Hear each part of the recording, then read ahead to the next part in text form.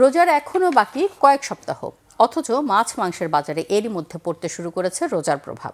বেশি পড়েছে সবজির দাম, এতে হতাশ মধ্য ও নিম্ন আয়ের মানুষ।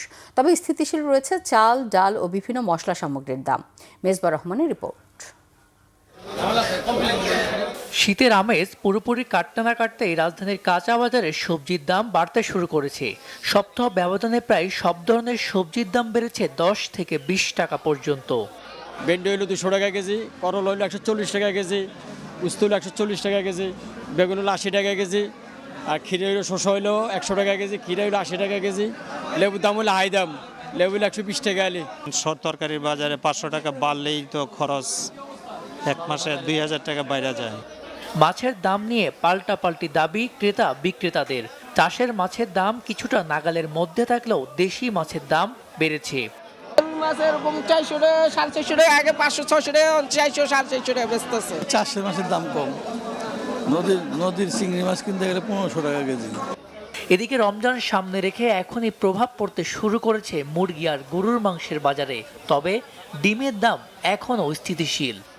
বলারে 180, 190, 200-র উপরে হইব না রমজান মাসে, এর নিচে থাকবো।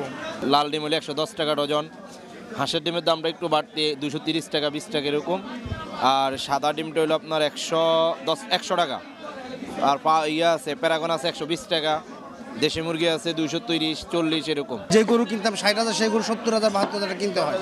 এই হলো অবস্থা। এই জন্য মনে করেন প্রতি গরুতে 10,000 12,000 টাকা বেশি। এই জন্য আমরা একটু দামে বেরিয়ে আগে তো 750 বিকতাম, এখন 800 780 এরকম বিক্রি করতেছেন।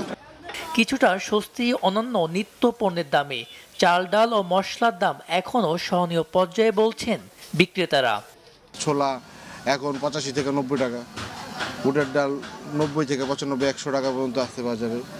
তো গত বছর এই কিছুদিন আগে হয়তো মাস দেড়েক আগে ওইটা হয়তো 120 টাকা ছিল ছোলা, 110-20, ছোলা ছিল 100-110, এখান থেকে কিছুটা কম। বাজার স্থিতিশীল রাখতে নিয়মিত মনিটরিং চান ক্রেতা বিক্রেতা সবাই। মেজবা রহমান, বাংলাভিশন, ঢাকা।